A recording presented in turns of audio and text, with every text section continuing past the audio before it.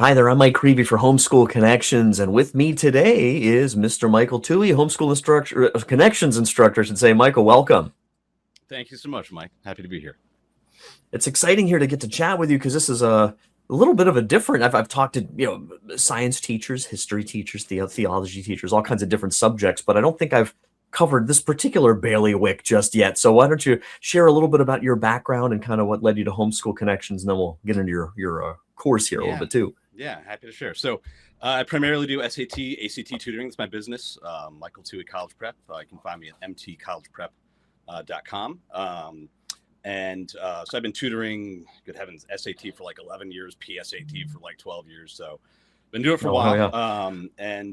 I just love helping students increase their scores on these tests and expand their college admissions options and also qualify for scholarships. They can save families tens of thousands or more if they can get qualifying scores for these scholarships. So just looking for a way to help more students. I'm really happy to help Catholic homeschool students. Sure.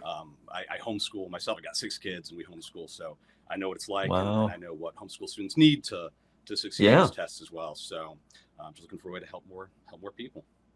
Well, I'm just curious, how'd you get into this in the first place, really? Because obviously I think for most of us, that prep and those different kinds of tests, have become such an enormous part of students, experience, sometimes for better or for worse, maybe. But how did you get into this?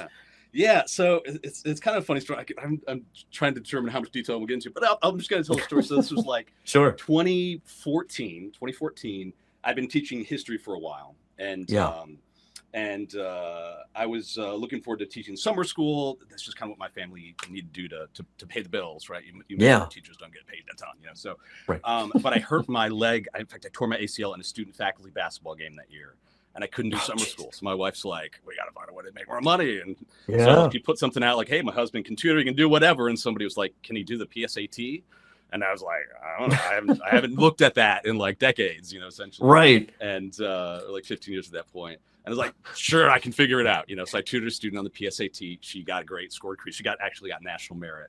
First student that I tutored. So right off the bat, we had some success, and it just kind of snowballed from there. So that was about 12 years ago. That's kind of when it started. Wow. So, and standardized testing, like as a student, that always kind of came naturally for me. So I've Sure. I don't know. I enjoy it. It's just like a bunch of little puzzles is really all it is. You can That's fair. Right. Yeah. Mm-hmm. So what's this looking like in this kind of online learning environment? I'm just curious, maybe walk us through a little bit of what you have lined up for parents who might be looking at this for their student for Homeschool Connections.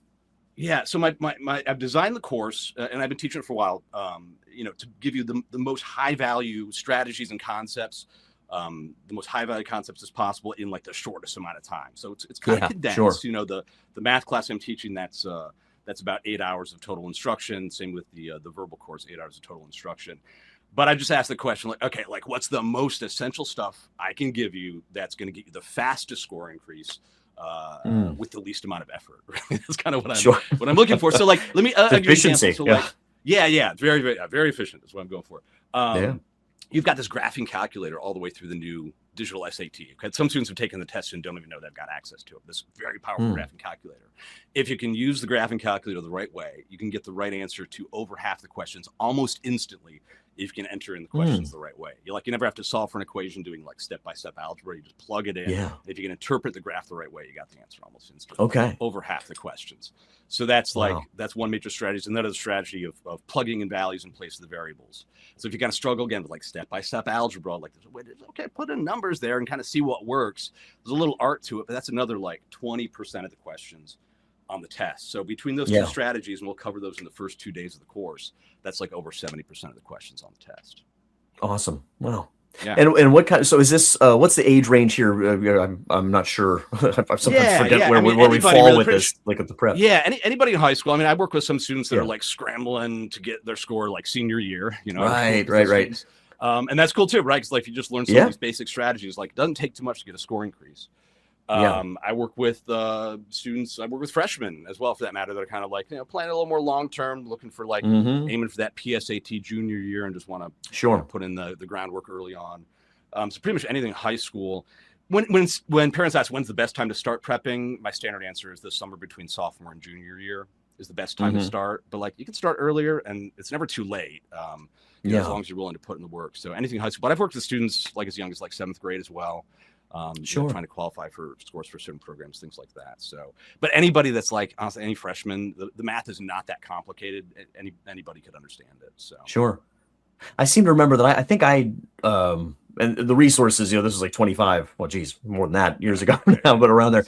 And the resources were, you know, limited, I'd say, compared to now for sure. But I just remember, you know, being discouraged my first time around, and then, you know, finding some resources and stuff and getting the tutorials that I needed. And it was a real boost, a confidence boost for myself as well, pushing myself and doing much better the second time.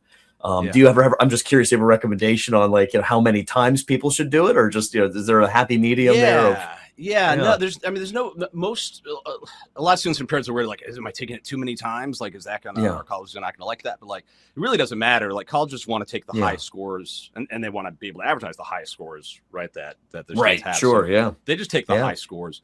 I generally don't recommend taking the test until you're fully prepped for like one of the sections. Like when you're fully prepped for the math, okay, then you can take the test. Or when you're fully prepped for the reading, writing, then you can take the test.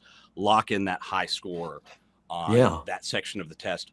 A lot of schools super score. A lot of parents don't know this, but a lot of schools super score the SAT, which means they'll take your high scores from each section of the test. They'll take your like your high score from reading and writing and your high score in math, combine it into a super score. Not everybody does it, but a lot of schools do it. The majority of schools do it. So so you know, once you fully prep for one of the sections, go and take the test, see if you can lock in that high score. Most students end up taking it about 2 or 3 times, you know, it's totally cool. Like you know, some tests play to your strengths, some play to your weaknesses. You never know what you're going to get, you know. So I recommend at least 2 or 3 times. But some students, you know, take it after being fully prepped, and just 1 or 2 times is enough, you know. So. Excellent.